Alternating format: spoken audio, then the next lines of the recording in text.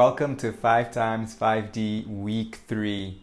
I'm your host and guide, Will Caminada, and I'm here to help you awaken, heal, and expand your consciousness. This week, we're going to look at surrender, trust, and abundance. What does it mean to surrender? How can we trust an invisible guidance? Is there a flow of life? Are we in it or are we it? Do we attract abundance or we allow it in? How? These are some of the questions that I will tackle in today's video. So far, we have looked at non-duality on video 1 and presence and nonlinear time on video 2. If you haven't watched those, I recommend that you listen or watch them before continuing with this one, and I'll leave the links in the description below or some cards up here. We've learned that duality exists in order for us to understand non-duality so that we can eventually be able to transcend duality. That was the key foundation for this course because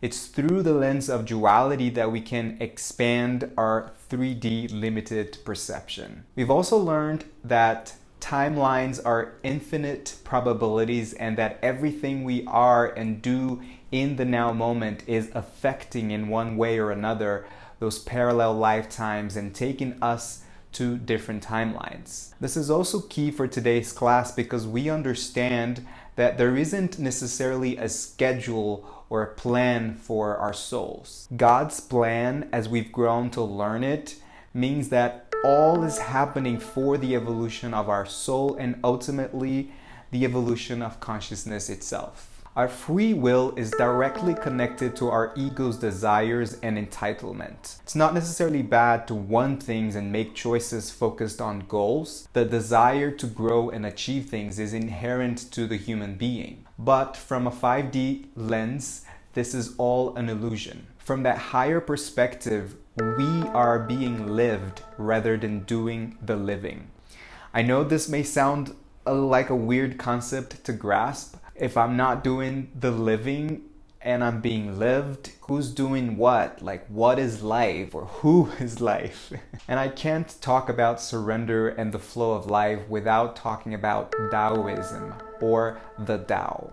Taoism is a philosophy and to some, even a religion that could be considered one of ancient China's greatest contributions to the world. At the core of Taoism is the concept of the Tao, which is literally translated into the way with a capital W. We can perceive the Tao as the driving engine of creation and both the source and essence of all things. The opening lines of its most important text, the Tao Te Ching, written by Lao Tzu about 2,500 years ago, say that the Tao that can be spoken is not the eternal Tao.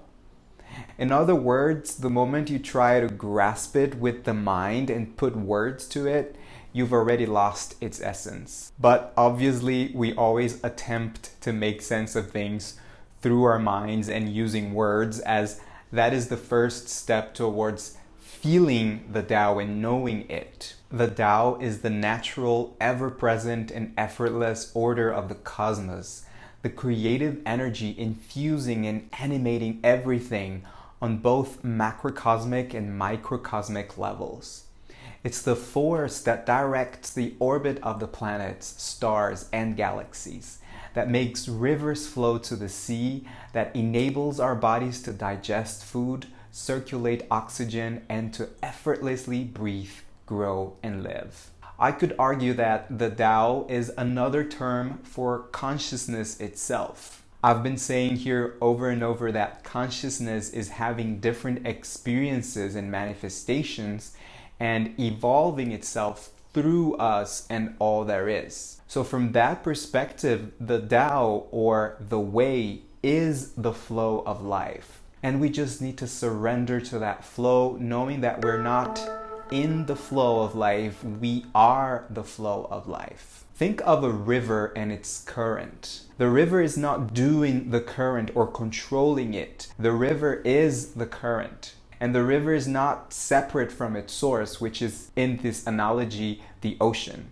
It is just another manifestation of it, having an experience of a river, eventually moving its way back into the source. So how would this analogy apply to us? Well, we may think that we are a separate drop of water in that river. We may perceive that we are separate from it all, and we are all finding our way through our controlling minds and our ego's desires. But there is a driving force inside of us that is bigger than all of that. Surrendering means you're accepting that there is a current guiding you back to your source, and that this is the way, the only way. We may think we are living and we are making choices for our evolution, and that's the ego's job. But in reality, this is resistance to the natural flow of life that you are. It's as if you were that river, or rather a separate drop in it,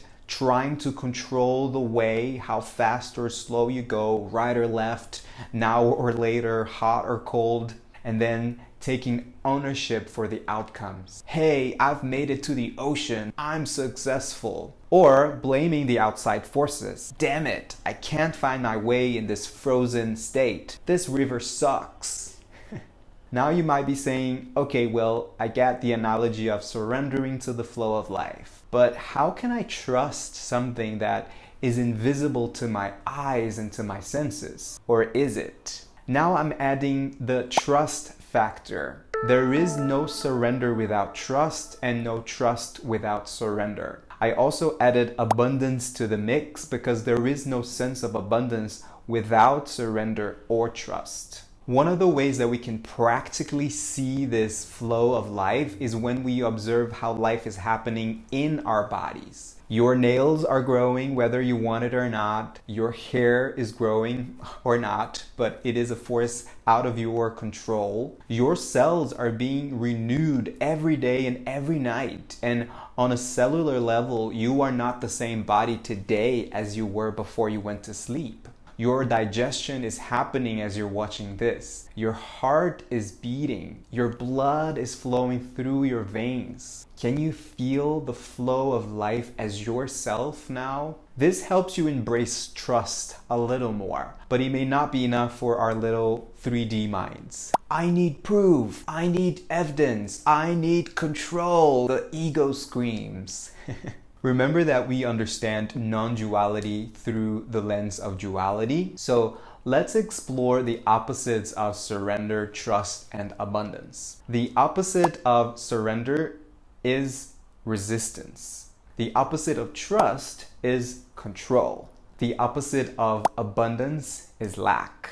Resistance says, I don't trust the universe. Control says, I am in charge. And lack says, I need to fight for things because there isn't enough for everyone. In other dimensional words, 3D says, I'm the doer, I'm in control, there is not enough, I need to see it to believe it. 4D says, maybe there's a higher force, maybe I can let go of control, maybe there's more than meets the eye. And it asks, how can I believe that invisible guidance? Now 5D says, I'm being lived. I trust the flow. Abundance is who I am because the universe is manifested into this physical form. 5D says, I believe it to see it. Believing is the key. We've all been trained to see it first so that we can believe it. We need to see that it's possible. We need to experience whatever it is. It needs to be familiar for us. Then we believe it. But it must happen the other way. When we imagine or visualize things and we feel them as if they were real, then it's already happened. Your brain actually doesn't know the difference between what you perceive to be real or what your imagination is. So referring back to the last video, remember we talked about timelines, right? When you visualize a scenario in what you perceive is the future, you are literally connecting to one of those infinite possibilities in these timelines. When you imagine and feel it as if it was real, you are opening yourself up for that timeline to come to the present moment. And that is the basis of the law of attraction. You jump into a timeline and you allow it to manifest into your current life in divine timing and alignment. But I'm going to give you two plot twists. Number one, what you want is not always what you need. Remember the flow of life we were just talking about? It is always moving you in the direction of your highest good and of your evolution. So we really need to get the ego out of the way here. That's essentially what surrender wants us to do. Many times you may think that road A is the best for you. It's what you really want. But road B is what you really need in order for you to learn what you're supposed to learn and evolve. In other words, you may want to be rich in this life, but this may not be the lesson for you here in this lifetime. You may even be given all the money in the world and still not learn what you're supposed to learn. Wouldn't it be easier to just accept and open yourself to this divine guidance that will always guide you into the path of your highest good? And when you live from that perspective, you notice that in a way, you always end up getting what you wanted, but not necessarily the way you predicted. And that's also what I mean by saying that free will is linked to the ego's desires. All of those manifestation techniques that you see are only truly effective when you connect with your spirit. When you surrender, you trust that whatever outcome you get is always for you. And if you're stuck in getting exactly what you envision in the exact way you want, you're blocking the flow of manifestation with your 3D control. And going a little deeper here, just the fact that you want something implies that you don't have it yet. And yes, from your 3D glasses, you want the house, but you don't have the house. You're not seeing the house, you're not touching it. However, from a 5D perspective, this house already exists, and so does everything you can imagine. Literally everything you can imagine has already been created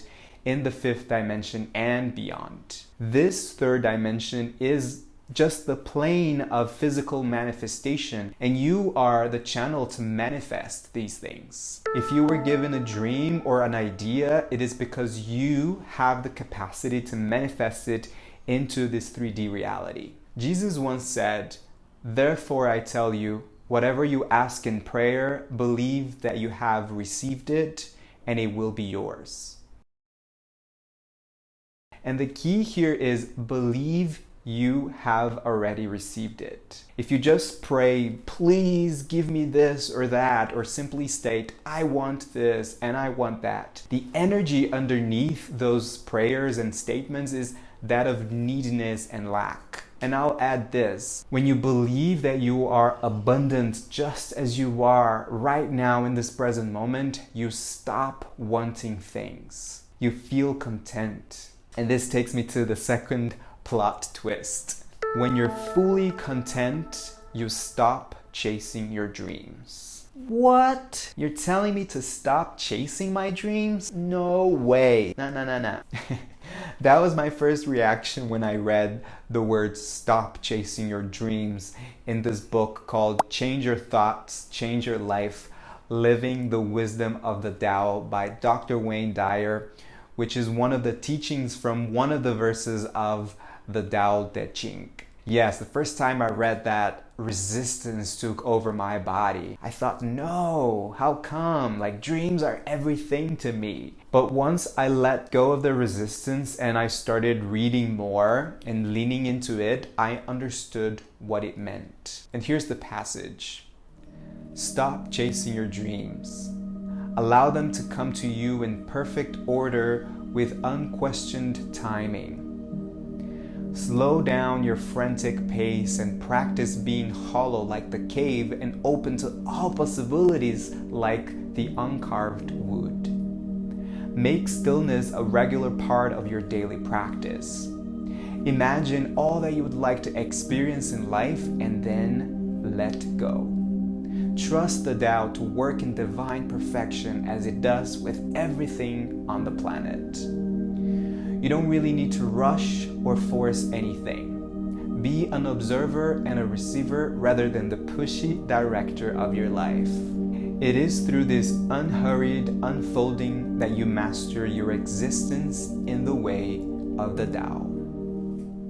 This is not saying give up, have no goals, have no dreams, take no action. What it's saying is what I mentioned in the beginning of this video. You are not doing anything, you are being done. And the key word here is allow. You acknowledge that you want something, you go after your goals, you take action, but underneath that intention and those actions, there is no neediness, no ownership, no resistance, no lack, no control. There is no pushy director.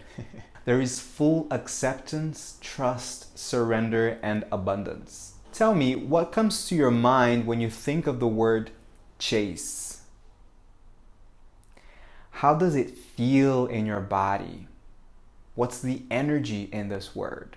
For me, I visualize a hunter running after his prey. It has a heavy energy of neediness, desperation, and maybe even greediness. Now, what if I say to you, allow your dreams to happen? How does it feel for you? Allow your dreams just like you allow air to come through your nose and into your lungs. You hardly ever make any effort for that, and you don't doubt that there's going to be enough air. When you take a deep, conscious breath, you are becoming aware of something that is being done all along, even when you're asleep or unconscious. In the same analogy, you don't need to have a plan of how many breaths you're going to take in a day in order to be alive. It's all about taking one breath at a time. The same way that surrender is all about taking one step at a time. You take one step, the next step is shown, and then you take another step, and so on and so forth. And still in the same analogy, breath in Latin means spirit. You may not see air with your physical eyes, but you just trust that it is here and it's infinitely abundant. The same goes for whatever it is you're allowing in. Your breath is your constant reminder that abundance is available right now. When you breathe in, it reminds you that trust doesn't require you to see anything. And when you breathe out, it reminds you that it is safe to surrender to the flow of life. It's important to remember that surrender does not mean I give up. Trust does not mean I don't care. Abundance does not mean I don't need to take action and I'll just receive.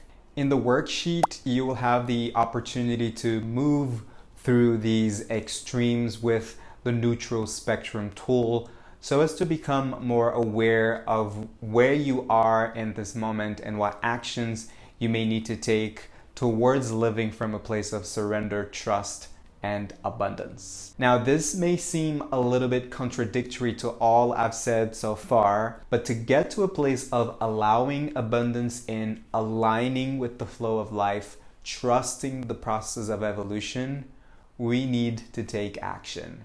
Not just the kind of action you're thinking, like how to get your ideas out of the paper or just how to get some work done. It's more of what I call inspired action. You connect with your intuition, with your spirit, to let that guide you into the next right step that you need to take.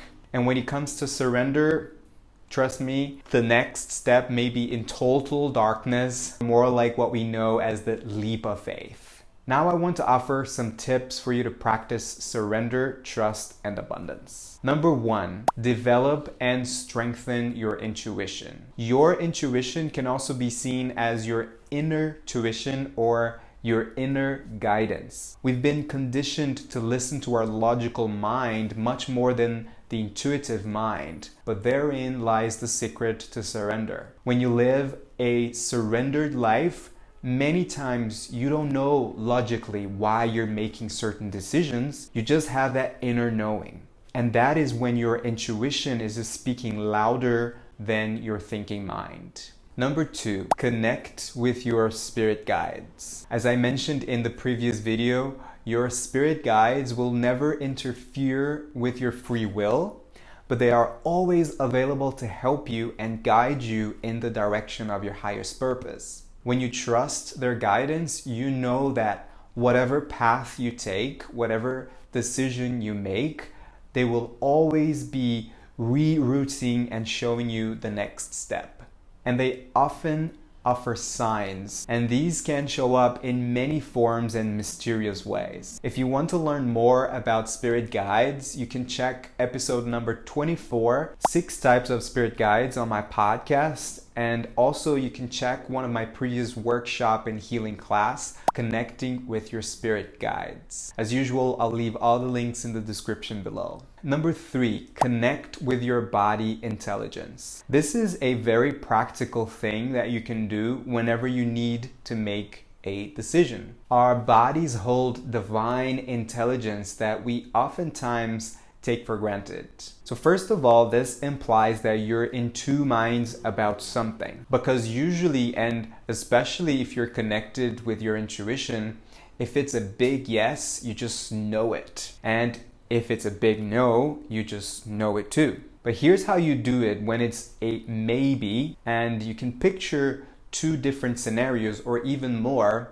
But let's say you need to make a decision between A or B. Close your eyes, imagine yourself in situation A, and then see how that feels in your body. Then open your eyes, shake your body a little, and then do the same with option B. How does it feel in your body? Now, restriction, tension, resistance are signs of a no. Relaxation, comfort, peace, ease are signs of a yes. Number 4, stay in stillness. Meditation is an amazing tool to stay in stillness. And you can also connect with nature and practice being as present as you can be in your daily life. If you have the ability to sit on whatever decision or path you have to take, just try to spend some time not thinking about it. Just be. In nothingness comes clarity. Number 5, visualize your dreams and let it go. Imagine what you want for your future. Go to whatever timeline you want. Then connect with your emotions and bring that emotion to the present moment. Always connect with that emotion more than the visuals. And then, very important, let it go. Don't be attached to the outcome. Trust that it is done. And so it is for the highest good of all.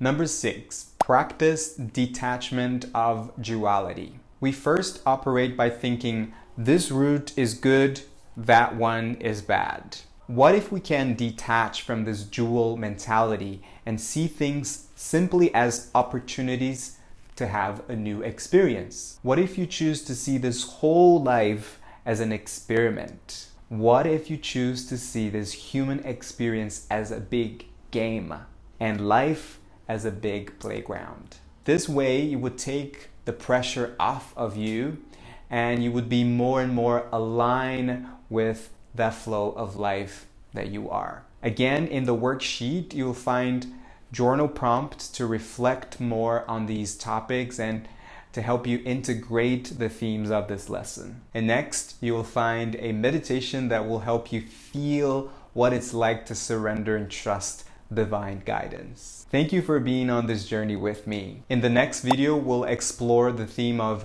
neutrality and heart center. How can we deal with our emotions and obstacles in life? Can we handle them with neutrality? How would this work? What does it mean to remain in your heart center? This is one of the main characteristics of 5D, the realm of love. As always, keep shining your light, keep your heart open, and let love lead the way. I love you. See you in the next episode.